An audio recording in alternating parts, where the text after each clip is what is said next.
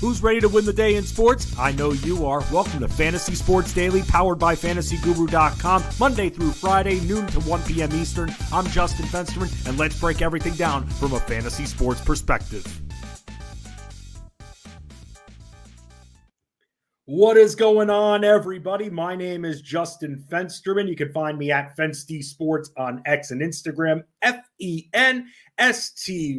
Sports, and welcome to Fantasy Sports Daily and the Elite Plus Network, powered by FantasyGuru.com. We're on every single day, Monday through Friday, noon Eastern. Ray Flowers hosts Monday, Tuesday, Thursday, Friday, and yours truly for your midweek madness edition. It's great seeing everybody out there here. And with that, let's talk about what is on the agenda for today's show. As you all know by now, do a lot of basketball content on Wednesday. Now, the regular season for the NBA is set to conclude in the next few weeks. That doesn't mean that the content stops at fantasyguru.com, the good old FG, where you could find all of my work, also in the DFS NBA and NBA betting Discord sections as well, at Fensty, just the at Fensty there, like I said, FENSTY.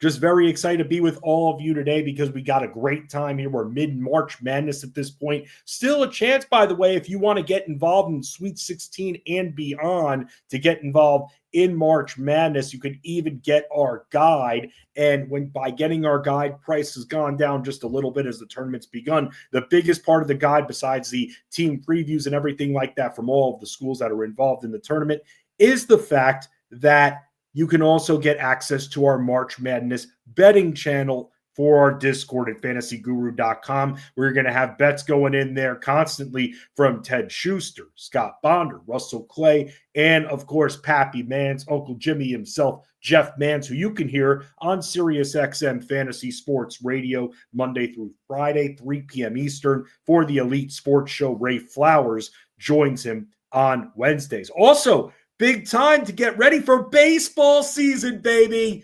Baseball season. Yes, I am a Mets fan. I know I'm not exactly matching, but I hope everybody is excited for opening day tomorrow. Got my Ken Griffey Jr. Teal Mariners jersey on, backwards baseball cap. And I'll say this, even though I grew up a Mets fan, Ken Griffey Jr. got me into baseball. Ken Griffey Jr., I felt like, was my first favorite athlete. And I still would say, after all these years, if someone were to ask me who my favorite athlete is, he's up there. Very short list of Ken Griffey Jr., Walt Frazier, who I love very much, Hall of Fame guard for the Knicks back in the day. Loved him. Tim Duncan, one of my favorite athletes of all time. But Ken Griffey Jr.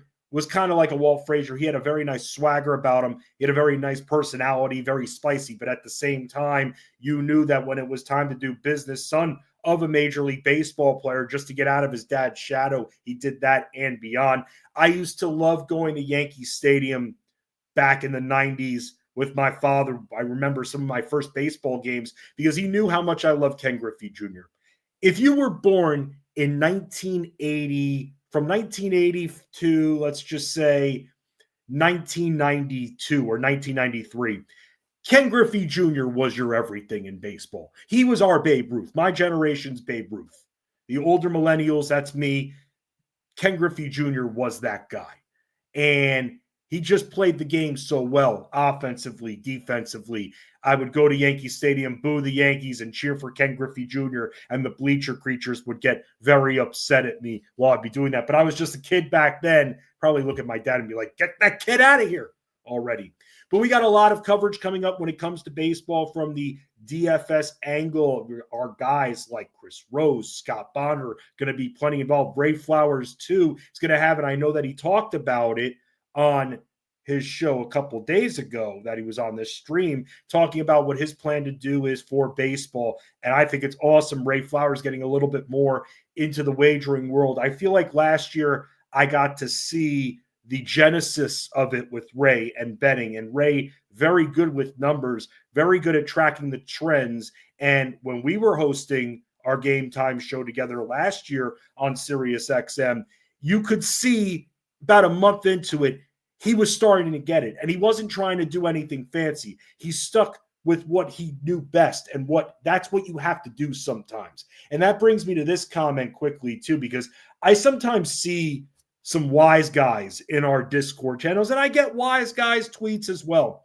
And the thing is, when a bet doesn't hit, let's all blame everything. Let's all just place blame, not take any responsibility. Let's just do that. But when I see comments of people who aren't following the specific player, let's just say, or I see comments that really just don't show anything. It's one thing if we bet on a player, we're missing. If we're hitting a couple of times and we still have a low line in a good matchup, very favorable for a lot of reasons that I outline when I'm writing betting content up in that betting Discord. For me, that's the justification why I bet. And for those that like to be passive aggressive about it, just don't bet. Just don't bet. You don't have to bet every single bet. That's why I put the analysis out there for all of you. When it comes to baseball betting, I do it very lightly.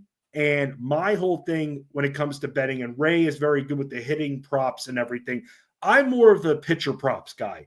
I look for it, as you all follow me by now, you know how I bet. I don't follow the big cheese when it comes to betting. I don't follow the star player of the night and go, hey, let's go bet his over on his PRA. No, I'm looking for lower props. That's what I'm looking for. Lower props, higher potentials here. And what I do when it comes to baseball betting props, I like sticking with lower strikeouts, walks, and outs recorded.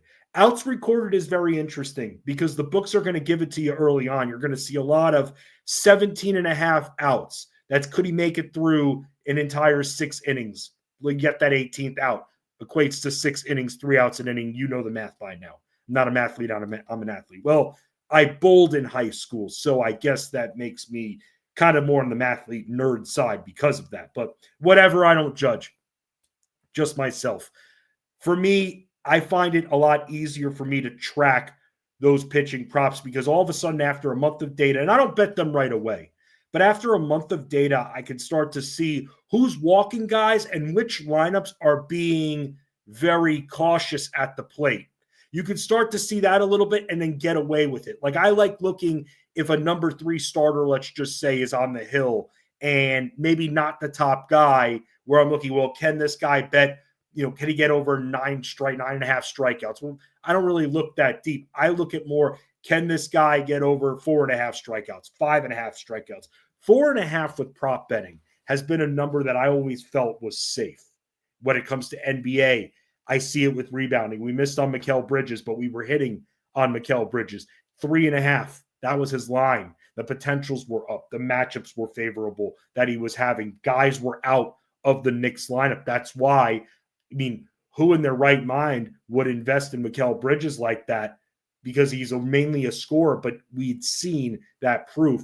That's what I look for in the baseball betting. So that's where I'll start kind of coming in with the baseball bets a little bit, maybe even post some in the betting Discord too as NBA continues to wind down. What we did last year was once the playoffs, if the betting doesn't stop, by the way, I'll keep writing NBA bets until we have no more NBA action. That's what I did last year. That's what I'll do this year. Outside of a few days for holiday reasons, which will be at the tail end of the season, I'll tell you all right now, and I know some of you are going to be freaking out. Those last couple of days of the season, you have to be very careful because you have 2 monster slates and it's right before the playoffs. And unless there's real playoff play-in game implications on the line, you're going to be seeing a lot of teams go conservative and either put their players out for a little bit or just rest their players and save them up for the postseason. So you're going to be seeing a lot of that. I talked about this last year. A lot of you didn't understand, but then after seeing how crazy the day was in the NBA, it's a good time for it to be a holiday. So at that point, those couple of days, I'll still be hanging around, but the betting for the final 2 days of the season is going to be very light. We're going to save it for the playoffs where we find those trends. But before we get to the rest of the basketball content, one future I have for all of you. One future for MLB. Was looking this up the other night. As you all know, I am a fan of the New York Mets, but I do not bet with my fandom. No, you can't bet like that. You can't play fantasy sports DFS bet with your heart. I know people that are Yankee fans that won't draft Red Sox players. Yeah, may they win a league? Has it happened? Absolutely. But does that necessarily mean that you eliminate an entire team's player pool because of your fandom? No. If you can't take your fandom out of it, then you're not going to become a good fantasy player. Yeah, you're essentially, when you're playing and you're investing and there's pride and money on the line and prizes and all of that. Some that are trying to avoid fantasy punishments, you got to take your fandom out of it. You have to take your bias out of it. It's great to know and to be passionate about teams. I have teams that I root for, but I also am very realistic about my teams too. Knowing those teams better naturally, very realistic, and you have to be that way as well. And that's why when some of you will message me, be like, hey, man, I'm going to go see my favorite team tonight. Sometimes I'll just say, enjoy the game. You don't have to necessarily place a bet on that game. Is there anything you like in this game? Well, you've got the 2-star players that are questionable right now. I don't know if they're going to play. It's going to completely impact the lines. We got to be careful with that stuff. You don't always have to place the bet. So just remember that. And I know I'm kind of going a little bit all over the place, but future I like when it comes to baseball. Pete Alonso. I view Pete Alonso this year. A lot of people are happy. Oh, Pete Alonso is back with the New York Mets after all that. I really do wonder how many people would want Pete Alonso back that actually root for the Mets if he didn't hit that home run against Milwaukee off Devin Williams, which was absolutely clutch and incredible. But at the same time, frustrations even right before that where he drops a foul ball in the 8th inning late in the game. Yikes. But if there's one prop I'm looking at for a future for Pete Alonso, I view this year, and I'm sure this isn't a hot take or anything, it's a contract year for Pete Alonso. This deal was made so he can opt out. He's going to kick ass this year, and then he's opting out. Maybe he doesn't kick ass, and he still opts out. There's a little bit of leverage right here, right now, with the situation with Pete Alonso.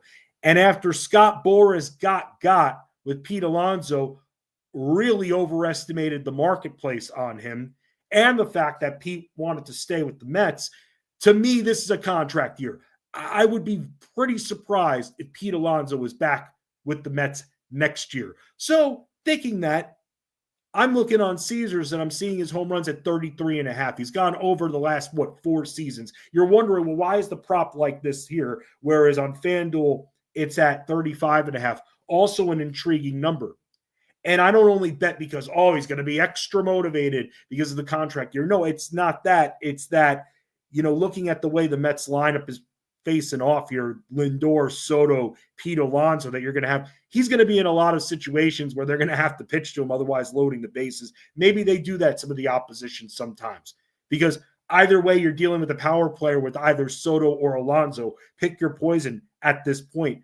Some of the stats that I looked up behind it as well is when you look up the strikeout rate, it's gone up for Pete Alonso. The hard hit rate has also gone up, but the fly ball rate has dropped. So he's still hitting the ball very, very hard. I'm not saying that he's going to smash this number, but I see him hanging there at in that 34, 35 area. So if you see a low line, and on these props for futures or even props for the night, props that I write up, I can very easily just say, hey, here's your low line. Here's the official bet. But I know a lot of you and the overwhelming majority of wagerers are betting on FanDuel and DraftKings. So I try to keep it to really those two books where I'm seeing the line. But there have been times when I'm like, hey, on BetMGM, it's a point lower. It's 1 rebound lower. Here on Caesars, I'm seeing it as far as 2 home runs lower, lighter than that. Soto's the same number, by the way. Another guy who's gone over in the last couple of years. Very intrigued by both of them. I think Pete Alonso goes over this number. Another one, too, I saw Lindor at 25.5 stolen bases. I see him in that 27, 28 range. He had 29 last year. Yeah, I know he's a little bit banged up, but I don't think that's going to stop him from stealing 27, 28 bags. And he doesn't get caught. He barely gets caught.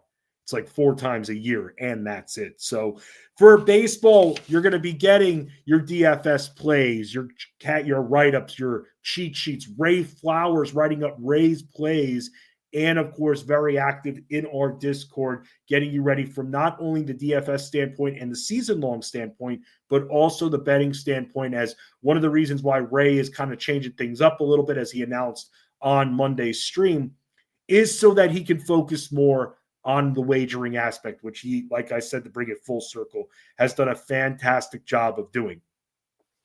If you notice at the bottom of the document that you see on your screen here, the final official Watch Along Wednesday for NBA is tonight. The final official, and I say it like this because when you look in our betting Discord, and credit to Jeff Mans for this, everybody's talking throughout the night. That's one of the reasons why I keep Watch Along Wednesday in the DFS channel, because I know there's live bet and late night betting talk going on, and I don't want to take away from that. And this was year 2 of Watch Along Wednesday. And for those that are a little unfamiliar, Watch Along Wednesday was a bit of an initiative because I believe, and working in this industry now for 15 years in some capacity, one of the things that I think that is very important that separates Fantasy Guru from a lot of other websites, from a lot of other content providers, is, to me, being the best content provider is also being there for your subscribers, for your audience. And that's why it's very important to me that beyond just writing the articles, doing the Discord access, doing the podcast, Fensty's Basketball Diaries, which does not go away in the NBA offseason. I keep it going. There's always something to talk about, and I just love talking NBA, so it's my pleasure. But when it comes to doing this kind of stuff, it's very important that you understand what exactly that you're investing in on a given night. Are you learning how to create lineups by yourself and not just popping in, not reading the articles, and then asking 5,000 questions? I know not everybody has time. And I know that my articles at times can be lengthy. And the reason why I do it, it helps me too. It helps me prep. That's my prep sheet. It starts early. It's a progression throughout the day. And then when I start to get the injuries clearing up a little bit, the analysis comes into play. And I know not everybody wants to read it. Some just want the cheat sheet. I get that. That's why we have both. That's why we offer both. And that's why as well we give you different perspectives on the night as well. So you get more than one analyst's train of thought. So when it comes to me and what we're going to be doing, which just with the DFS and NBA section, we're going to be continuing it. But the final Watch Along Wednesday is tonight. It'll be in the DFS area of Discord. I kind of have gone back and forth, and I've thought about this, and I think I've mentioned this once or twice before, definitely on Fensty's Basketball Diaries on the Elite Plus Network. But I thought about Watch Along Wednesday. I felt like year 1, there was a lot of interaction, a lot of questions, a lot of back and forth. This year, I felt like it was more me kind of giving my reactions. I give you my reactions, what I'm seeing. Then I kind of hold off and pause a little bit so I can see if anybody else is watching the games, what they're noticing as well, getting people ready. And some of you joined and some of you didn't, but at the same time, we stuck around. And then I heard from a few of you as I was debating maybe even winding it down towards, I'd say maybe in the last month. A few of you messaged me and said, hey, Fensty, even though I can't make Watch Along Wednesday, I like scrolling back up in the DFS NBA Discord section and reading your comments, your reaction, and some of the analysis. That kept me in right there. So Watch Along Wednesday has been a lot of fun. You're probably thinking, well, there's a few weeks left in the season, Fensty. Why is Watch Along Wednesday officially or unofficially officially ending after tonight? Watch Along Wednesday is not ending. Watch Along Wednesday is evolving. And don't know if I'm at liberty to announce this. It's kind of technically been announced. I'll just say this. There is a little bit of news coming up.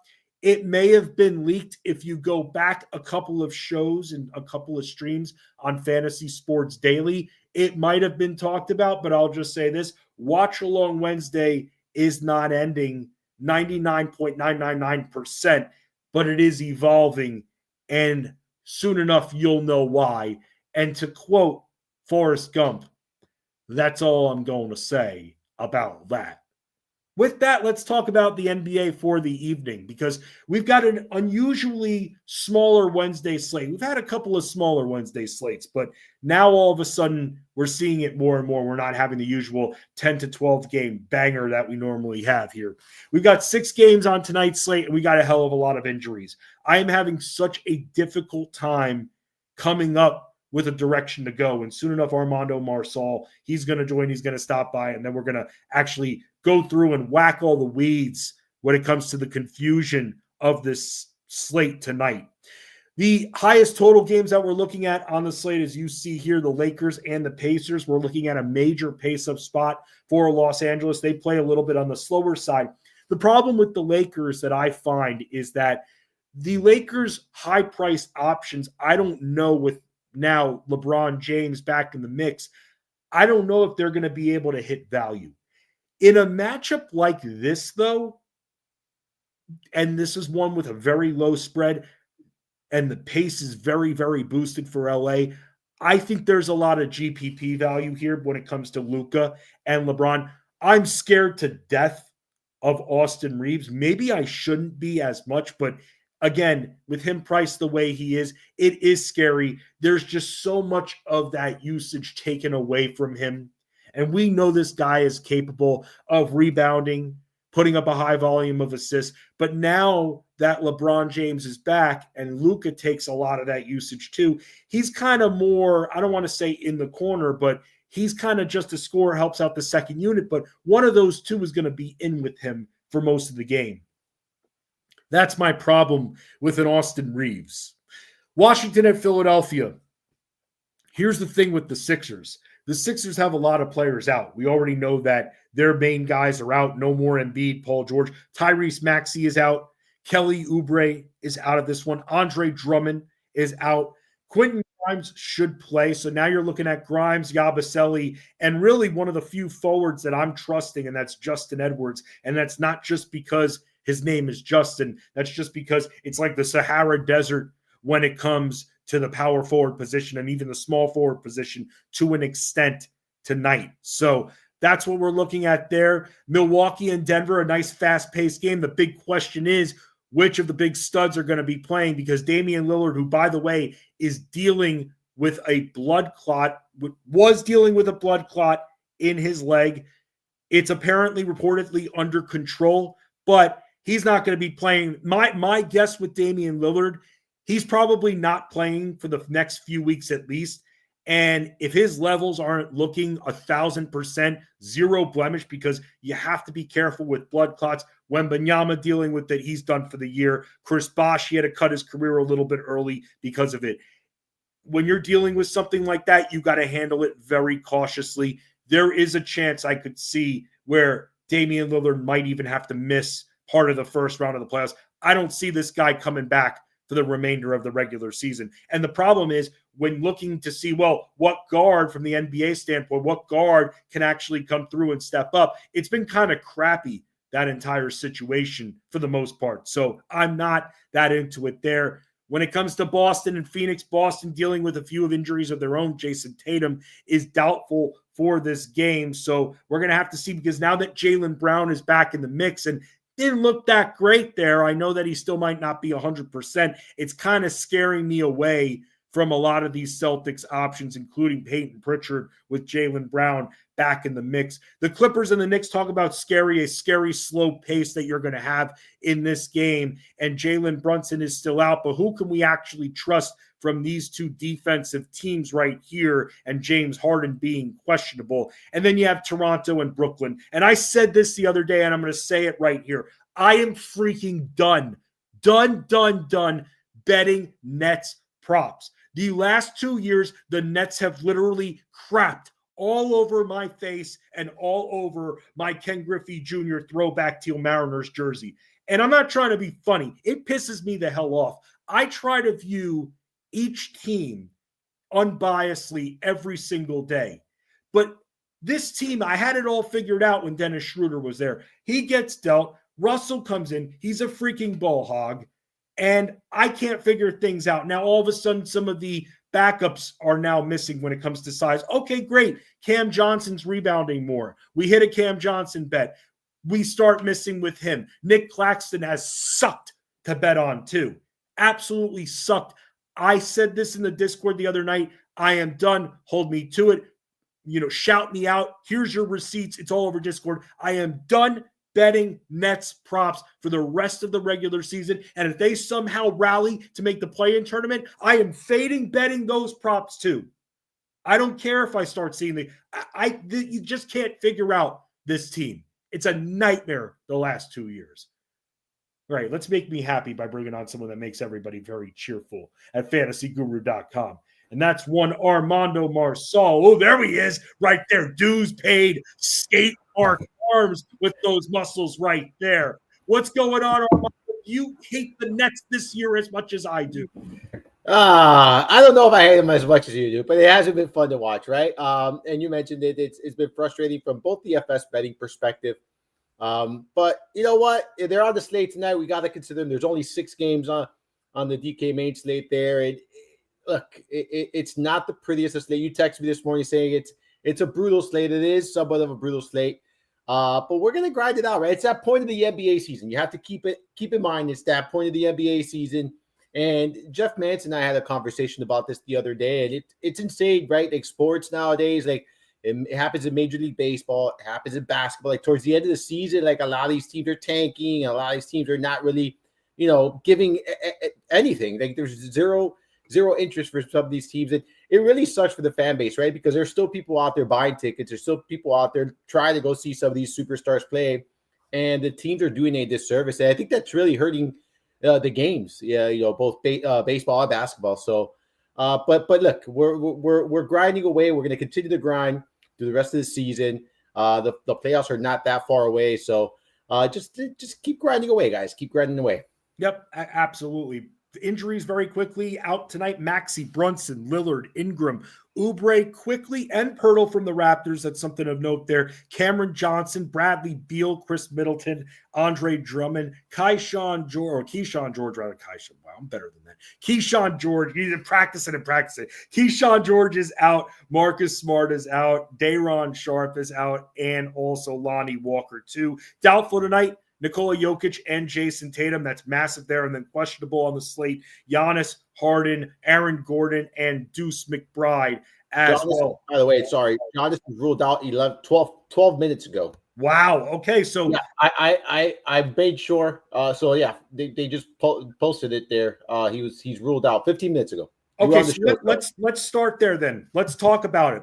You tell me this right here, that Giannis was ruled out while I was going on a rant before about the Nets. And the first thing I think of, Brook Lopez, because we already know that Jokic is likely out as well. And I'm not saying that DeAndre Jordan, by the way, has been great. And now the price is starting to move up here. But DeAndre Jordan can't guard Brook Lopez deep. And Brook Lopez's usage goes way up with no Giannis, no Lillard now, no Bobby Portis. So all of a sudden, when looking at some of these big guys, which it's very confusing to me, how do you feel in this kind of matchup, a strong game environment, likely no Jokic? How do you feel about guys like Brook Lopez and even Kyle Kuzma? Yeah, Kuzma, I like the Lopez call. I think he's someone that you can gravitate towards here tonight. Kuzma's the one that really stands out to me. There's no Lillard, like you mentioned. I heard you talking about that situation. No Giannis. Kuzma is still priced very affordable here. If you're looking at 5,900, he's going to play upwards of 30 minutes. We've talked about this throughout the entirety of the season. Denver's defense is not one that you shy away from. It's not one you're concerned about. And I think there's going to be a lot of opportunities here for Kuzma and Lopez. I agree with you. Jordan's not going to be able to defend Lopez on the outside. It's just not going to happen. So I think there are going to be some good opportunities there for Lopez on the outside, someone that can drain three-pointers. We've seen him do it throughout his entire career. So I like him. You're looking at his price tag at $6K. I think he's very appealing. And I know power forward. I heard you talking about it. Power forward, not the greatest of positions here tonight. Kuzma's someone that you can kind of sneak in there now, right? I'm looking at Aaron Gordon's status as well. He's another one that I'm going to be very, very, kind of see what happens there, see if he's able to give it a go.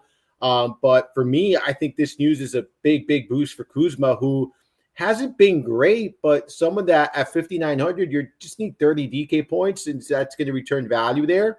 And I think it's very feasible given the circumstance there for Milwaukee tonight. So I'm really liking, and Kuzma's probably going to be someone that I'm going to be rostering this evening in my DFS lineups. And I'll tell you all right now, and I could check the line right here, what it is, but I'll check it right here too. From a betting standpoint, I immediately start thinking Brook Lopez points, but they're at 17.5, of course. Yeah. They were expecting this. Vegas was expecting Never mind on that. A little high for my liking, but that's where maybe I start to look at a Kyle Kuzma. On the other side, man, I mean, what about, because I feel like there's going to be far less ownership on Lopez than there is DeAndre Jordan because of what Jordan's been doing. Now that he's in the 5K range, how do you feel about him? I'm off Jordan at 5K. I know he's playing well, but what does Denver do when they see that Jordan isn't keeping up with Lopez? Is he going to stay on there the entire, are they going to allow Lopez to just continue to throw, like drain 3-pointers or shoot from the outside and not everything in the paint? I have some concerns about that. And for me, these kind of players like Jordan, I always prefer when they're at min price or as close to min price as possible.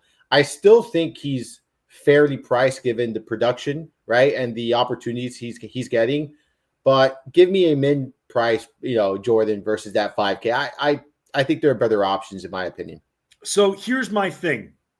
I have a little bit of a different viewpoint than you, respectfully. And this is going to be great, by the way, because Armando, you're still on the cheat sheet tonight, right? Yeah, I'm on the cheat sheet. I get this wrong like every week now, so I wanted to make sure that I got it right tonight. So you're on the cheat sheet. I'm on the write-up. We're both going to be in Discord, and then I got Watch Along Wednesday. But DeAndre Jordan, to me, I think that especially with the way he's been playing, the rebounding, the lack of size there for Milwaukee, I'm still going to be in on him. I am, but I don't know if I'm going to core play him. And that's simply because of ownership. A lot of people ask me, well, Fensty, you think with a lot of a cash mindset, maybe you go a little bit more GPP. Well, in that regard, then I'm more into Brook Lopez because of all of this than Jordan. So I'm still going to keep Jordan in there. And I have a bunch of value centers that I'm kind of sifting through right now, because you can look at DeAndre Jordan, or, if you're going to look at DeAndre Jordan, do you even look at maybe as we transition over to Washington here, who's missing a decent amount of their options? Vucevic is someone who is a good per minute guy. And if you put him in there for 20 to 23 minutes, he could get you 6X. Well, that's why I don't want to pay 5K to Jordan. So Jordan will be in the cheat sheet. I'm not saying I'm avoiding him completely, but he's not someone I'm going to prioritize this evening. You have 4,300 Vucevic there, and you mentioned it. He's averaging 1.35 fantasy points per minute over the last month. He averages 1.27 fantasy points per minute on the season. So the production per minute is there. He's going to play, I think, a decent amount of minutes. I think his floor is 24, 25 minutes here tonight, given this, the situation. The matchup is good against Philadelphia. This is a game I want to be invested in here. And I'll take the $700 savings. I know that Giannis is out. I know Jokic is, might not play. I know some of the high-priced guys are not in play tonight, but I still like the idea of taking a little bit of a discount. I think you're going to get similar production. I think that the ceiling is around the same for both of these guys, and I think you're going to get an ownership discount on someone like Vooch versus someone like Jordan. Jordan has been playing too good, and I think a lot of people are going to be on him. I'm looking at projections right now, and I'm seeing Jordan in the 15 to 20% range. I feel like that's a little bit less. I feel like that's low. Bro, that's going to change, man. Well, you know what the problem is that, let me see something. Jokic isn't ruled out yet. Correct. That I was gonna confirm before that he was not officially ruled out yet, right? Right. So he hasn't been officially ruled out, and that's why. Once he gets ruled out, I expect that ownership to go more towards the 30-40% range that we've seen the last couple of slates with Jordan. And I'd rather take the ownership discount on someone who gives me similar upside at a cheaper cost. And by the way, something key that Armando said that I want to go back to, I want to make sure it wasn't grazed over, which was very astute of you. Yeah, big word for me, astute, right there. Word of the day calendar. There you go. But Aaron Gordon. Now, a lot of people are going to be focused. We're assuming Jokic is getting ruled out. Can't ever assume in the NBA. But let's just say he is out. A lot of people are going to shift focus to DeAndre Jordan. Aaron Gordon walks into such a prime spot, man. We just need this guy to suit up. Porter, for that matter, kind of does too. But I think that the block will be so much more open because Lopez is always kind of hanging around the outside, even on defense. I think Aaron Gordon, like you said, even not 100%, if he gives it a go, man, that's a sneaky way to handle the position. Because, I mean, I'm looking at my hit list for power forward, what I'm looking at here. I mean, obviously no more Giannis now. Can you get that excited about Kawhi Leonard in a horrible game environment? Pascal Siakam with an active Haliburton? I can't. I mean, Durant, I guess I could kind of get behind now as my main high-priced options. None of these guys freaking excite me. Chuma Okeke, I thought I was going to love him, but his 10-day contract expired yesterday, and I don't think they're re-signing him, so we're kind of screwed there. Yeah, it's a tough situation. I'm going to be keeping a close eye on Gordon myself. I like him more than Porter as well. I'm with you on that. I just, number one, you're getting a price discount. Number two, the production has been very good for him, pretty consistent for Gordon. It's just a matter if he's going to, suit up or not. I think he does. Well, what do you think? Like, do you have any read on it? I think Jokic is out. I agree with you. I don't think Jokic is going to play this game, but I do think Gordon goes to this game and he plays. Let me check one thing quickly. I always like to check to see, are they on a back-to-back at all? That's where I like to look. No, they are not. So I think he ends up playing. But again, kind of like I tell our subscribers, I'll have to text him a little bit later, and I will let you know let us know, Fensty. Let us know what you got. And then the thing is, like, you have the Lakers guys in good spots, but they're so expensive, bro. Yeah, that's the problem. Like, they're expensive. Jaylen Brown, I don't know if I want to do that. I can't go there, man. Right? I don't know if I want to do that either. Durant really hasn't. Like, I'm looking at all the high price guys. Barnes is not in a good spot. I agree with you, Leonard. Like, so it's one of those situations where I say this a lot, but I feel like going balanced and not forcing one of the superstars in your lineup, I really think that's optimal this evening. Like, I really do. When you start looking and you dig into the matchups, you look at, the prices, you take all of that into consideration. And I think you have a good point. Like, it's just, there's not one guy, one star in any position, not only power forward, in any position that stands out to me and says, okay, now Giannis was going to be that guy for me. Like, Giannis, had he played, it was all in on Giannis. I never core expensive players. I was going to core play him. There was enough value on the slate to make it happen. But now I think this changes the entire slate. Just one player changes the entire slate for me. I liked Booker, and I kind of still like Booker going into this Boston matchup. But again, it's like what? Drew Holiday is going to be all over him. That's going to be very hard. And Jaylen Brown being back too, they're going to be switching on and off him because Brown can't guard Durant. That's the problem. You're going to be having their bigs switching on and off of Durant. So that's going to be a very difficult matchup for him. So I'm with you there. And I got to ask you this too. When it comes to high-priced guys or higher-priced guys compared to the rest of their team, the Toronto Raptors have been doing things very interesting. They've been kind of having a few guys rest, and then they have a few guys play. And tonight's resters are Quickly and Pirtle. So Barnes and Barrett are playing. And I got this right last time, but we were in I feel like I'll have to go back and check, much better game environment. The Nets play at like the slowest pace. And so it kind of brings them down. And when it comes to this Nets team, they will have like D'Angelo Russell there. But the Raptors are managing their minutes with both Barnes and Barrett. Do you think that they can still be volume producers at their price points, even in a slowed down pace for them? They can, but given their price, are you going to get the kind of production you need to win a tournament, to win a GPP, even to cash, right? Because I think when you look at it, Jamal Murray is going to be very popular, in my opinion, rightfully so. I'm going to have him. I'm more than likely going to have him on my roster. You're looking at Scottie Barnes. He's 8,700. Murray is 8,600. Who has the easier path to hitting their ceiling tonight, right? It's Murray by far. I mean, everything. The game flow, exactly. No Jokic. It's like no competition. So why do that, right, on this slate? Sure. You can get away with it. And I do think Barnes can get there, but like with everything that you just said, all the points you made, it's a tougher path. And I rather take the easier path, especially if I'm paying up for someone.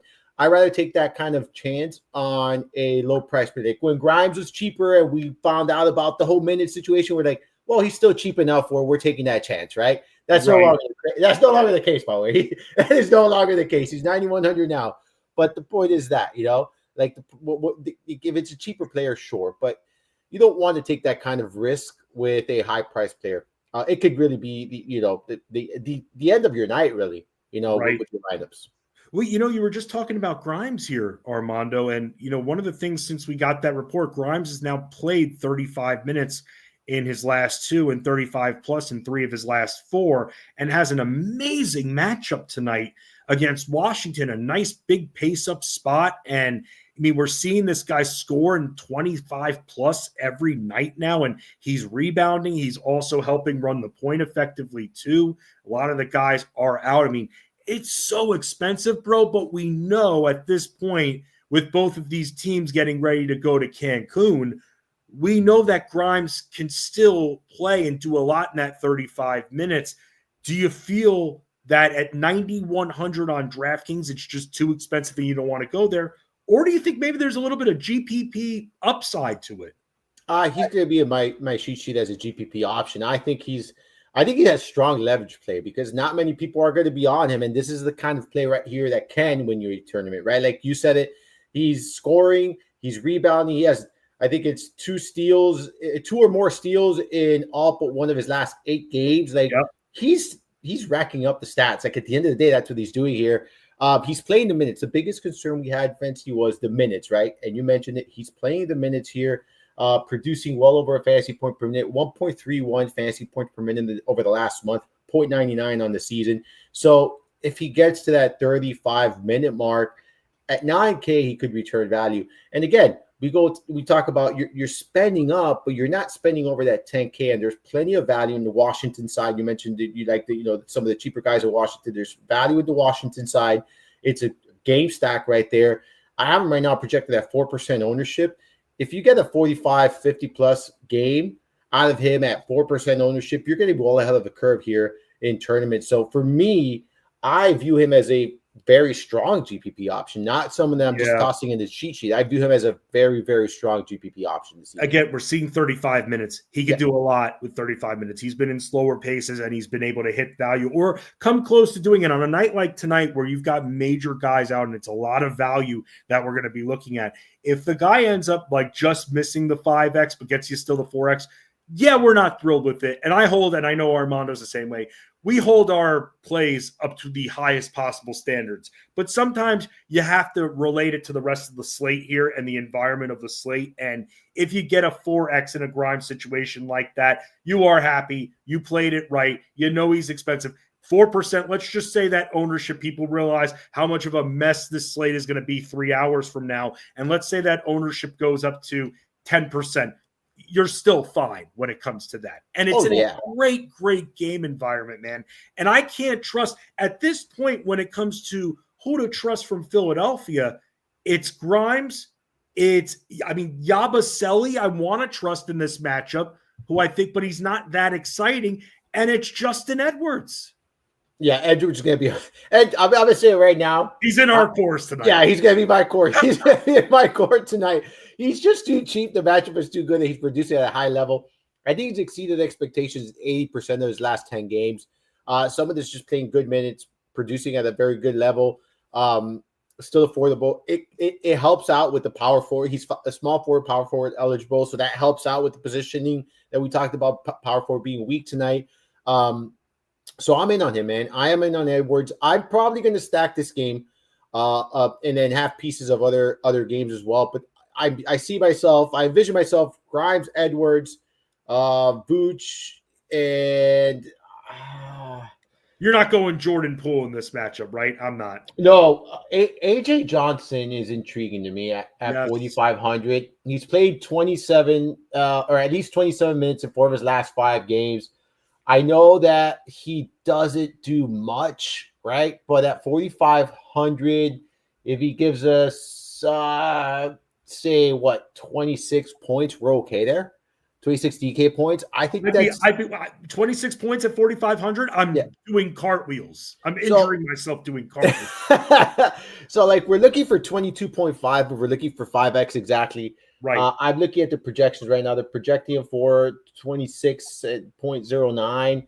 I think that might be a bit much, but even if you get 24, like remember from these kind of players, like you don't need like the world, right? Like you don't need them to get you 30, 40 DK points. You just get 25 and it's okay. Like I'm okay with that, right? Like we've seen this in recent slates where that 4,500, 4,600, they don't exceed expectations by a big amount, but they get you 4 or 5x. And at that price point, that's okay because so long as your other guys, right? Like if Grimes goes off for 6x and you get 4.5x from Johnson, you're okay. Like you're okay, right? And I do expect Johnson to be very popular tonight. I have projected for about 20% ownership. I'm okay with that because this is a good game environment. I'm expecting about 27 to 29 minutes out of him as well.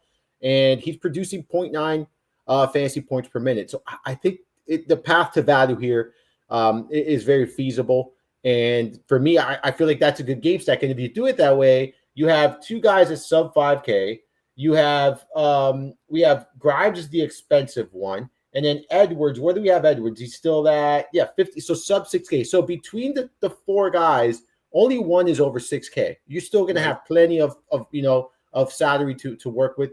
You could wait around. I think Brook Lopez might end up being a core play for us too, based on the conversation you had.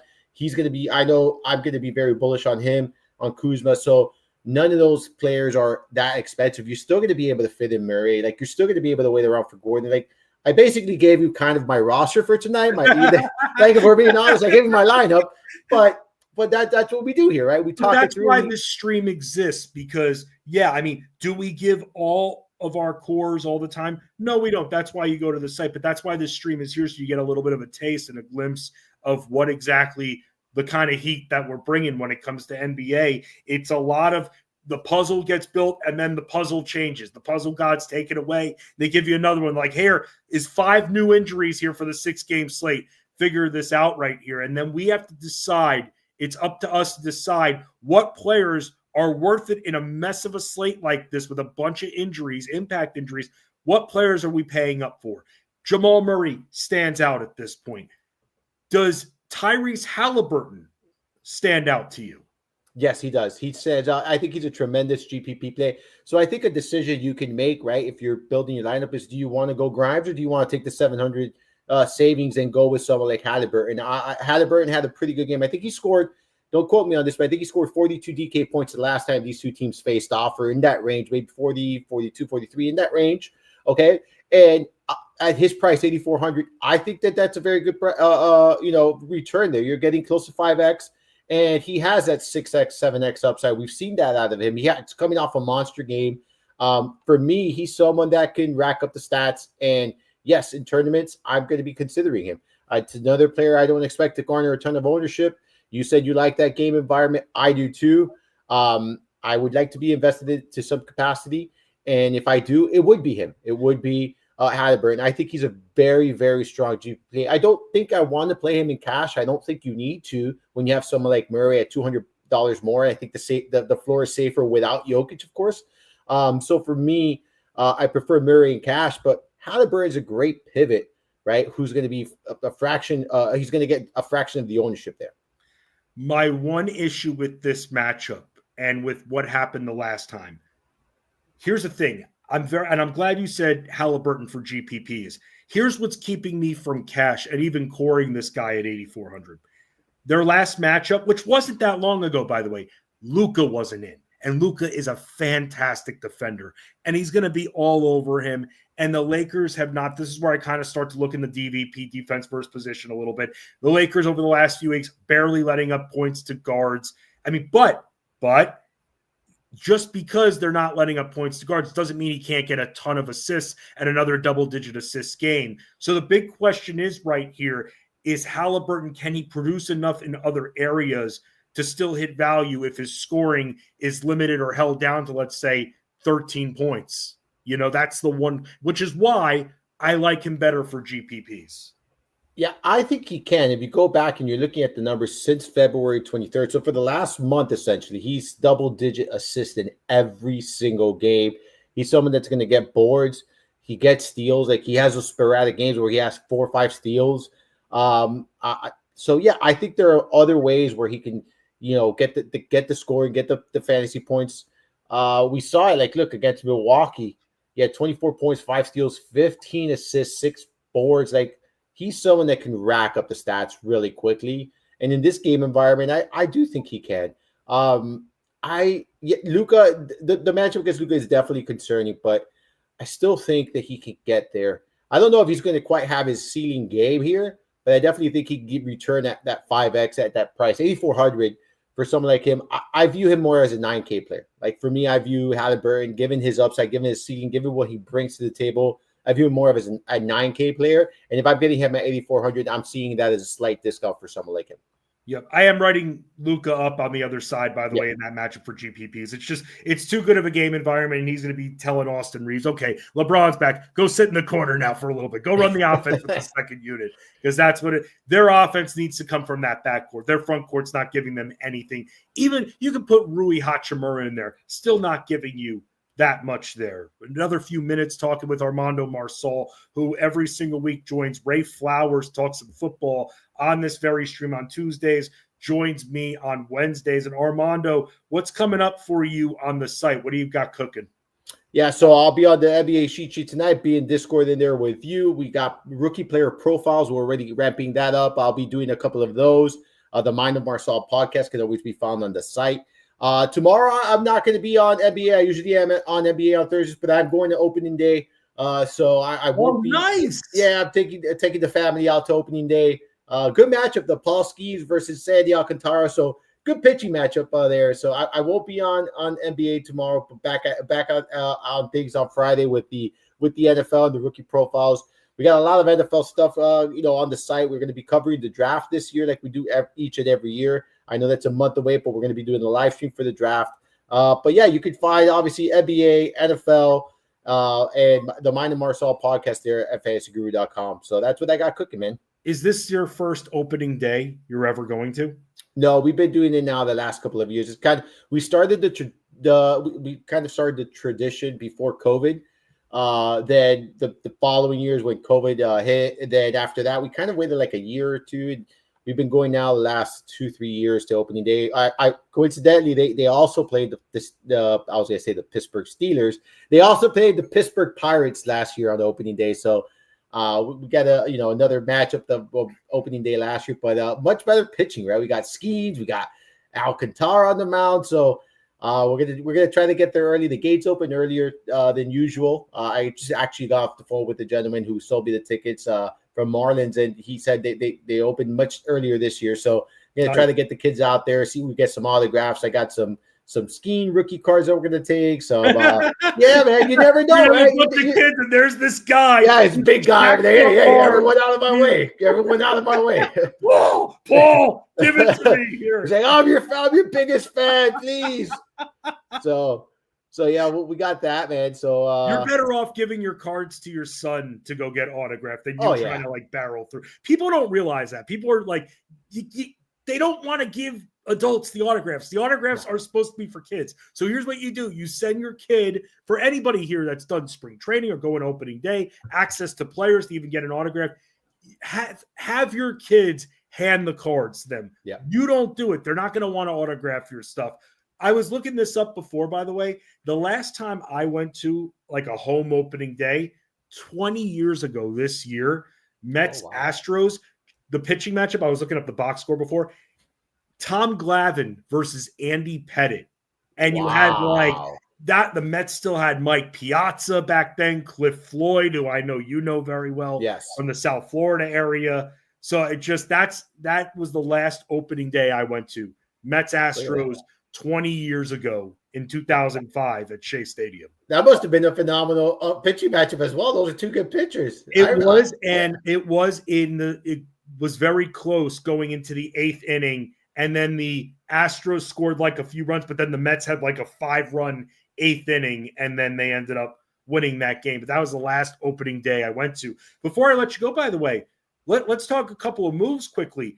Stephon Diggs going to the Patriots here. I mean, I know the Patriots at this point, they're kind of retooling and everything, and now he's joining a who's who of receivers with guys like Pop Douglas and Mac Hollins and everything. What are your thoughts here? Because, I mean, he should be ready to go from the reports that we're seeing. I saw Schefter put that out there. He should be ready to go week 1, but from the fantasy side, does this excite you for Diggs and for Drake May? It does excite me very much. I talked about this last night on the Roster Coach live stream. You could catch that on the replay there over at FantasyGuru.com. Tyler Beaker, myself, and Russell, we were talking about this. And look, if he wanted to win a Super Bowl, he would have gone elsewhere, right? But he collected the money. He got a nice payday, and there's not going to be much competition for targets here. Like, it was Hunter Henry really back last year who dominated here. The targets of Mario Douglas, I believe, also was up there in target share for New England. This is a really good move for Stephon Diggs because he's going to get an abundance of opportunities here so long as he's healthy. I think it makes a lot of sense for New England as well. They have a young quarterback in Drake May, which I think showed some, flashes of being a very good quarterback. I think he has a lot of the tools and a lot of skills. He was actually, believe it or not, he was, my favorite quarterback in the draft class. And I think that, this is going to help his development. This is going to help him have another weapon here with Hunter Henry. But I said this yesterday. I'm viewing Stephon Diggs right now as a potential top 30 receiver. Wow.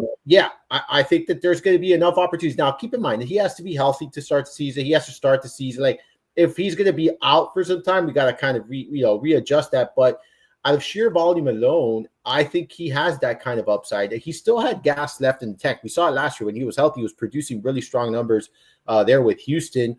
And he had competition for targets, right? He had Nico Collins there. He had Tank Dell there. And, they had weapons. Dalton Schultz is there. Like, there was other players. You look at New England, and it's Hunter, it was Hunter Henry last year. And then the receiving group, Polk didn't really pan out. Like, some of these players that they were hoping pan out really didn't pan out. So I think Stephon Diggs is going to walk into a lot of opportunities immediately in an offense that really needs help at the receiver position. I think he's going to, give them that help. I'm going to put you in a little bit of a scenario. 12-team league. I'm not going to ask you for an exact ranking. I'm just going to give you the situation. 12-team league, 3 wide receivers starting, let's just say half PPR. 3 wide receivers starting, 1 flex. Do you take Stephon? Okay. Stephon Diggs is going to miss the first 2. He's almost fully recovered, but he's going to miss the first 2 or 3 weeks of the season, still recovering, final stages of recovery. Do you draft him in the early 5th round? If I have 2 other receivers, yes. Okay. I usually have 2 other receivers. If I have 3 other receivers, 100%. But yeah, I need to have at least 2 other receivers that I could count on. And the way my draft style, usually by the 5th round, he would be my 4th receiver. Like, generally when I'm drafting, like, he would be my 4th receiver in that 5th round. So yeah, to answer your question, yes. I wouldn't want him as what if he's at full health going into the year? Like, let's say he's all systems go. We know this by mid-August at this point. We know that he's going to be ready week 1. Do you think that will balloon up his ADP to even like the early 4th, late 3rd round? And at that point, is it worth the price? I don't think so. I believe Tyler said this yesterday on the show. I think he's going like 120th overall in that range, if I'm not mistaken. So don't quote me on that. I think he said that last night. But if he breaks down, he did 120th overall. So right now, about 10th round, right? Like, okay. I could pull that up. Like, that's I mean, that seems massively low. I'm sure maybe that was due to some of the data being like, where's this guy going to be playing? Well, yeah, correct. Okay. Yeah, I was going to be like, wait a second, no chance in hell this guy's a 10th round pick. No. Not with the team, but not with the uncertainty of not having not being signed or whatnot. I think that's it. I'm pulling Underdog now to kind of get let me see if I can get in there, get an ADP for us. That way we have an accurate ADP. And then we can compare. I don't know if I'm paying 3rd round value for Stephon Diggs. If I see him in the mid 4th, and again, this is now depending on my roster construction. I'm in mid 4th, and I already have 2 receivers, and I'm really going receiver heavy, and I'm liking what I'm doing. I have some nice RB 6th or 7th round targets that aren't Zamir White-like, that are just going to blow up in my face the first week or 2 of the season. then I'd be more open to it. But man, I'd like to see this guy last the 5th round for me to consider. Yeah, so I haven't been able to pull this up. No, that's fine. He just signed, so you're not going to have that much data anyway. But what do you think of Russ going? I hate the fact that the Giants signed him. I was so excited. Yeah, I'll be honest. It's kind of like the same feeling you have towards the Brooklyn Nets right now. Like, why? Like I said this yesterday. Why on earth you had Jameis Winston? Let's just stay with Jameis Winston. Let's get Malik Neighbors 200 targets. Let's have fun this year. They've got a top 5 pick. They're gonna draft someone too. Yeah, it doesn't make any sense to me. I once they signed Winston, I was hoping they stuck with that, and now it just kind of makes it. I'm not a fan of it. I obviously now I see a full blown competition between Winston and Wilson. I'm going to be rooting for Winston the entire offseason, the entire training camp, all through summer. I'm going to be rooting for Winston. I really want to see Winston under center for the Giants. And it's selfishness, really, because it's more of so I want to see it for Malik Neighbors than anything else. I don't care. I don't care wins and losses for the Giants. That doesn't do anything for me as a fantasy manager. I just want to see Malik Neighbors getting 15 targets per game, 16 targets per game with Jameis under center. So, if Wilson starts, he's not going to be someone I'm looking at in single QB formats. Like if Wilson starts. If Winston starts, I wouldn't mind taking the dart throw on him if I miss out on my quarterback and I just say, all right, I'm just going to sit back, wait on the position, and just take one a little bit later. I just understand the volatility and the variance that comes with Winston, right? And if you invest in Winston, this is what I tell everyone. If you ever invest in the quarterback like him, understand it's like a roller coaster. It's going to be some fun times.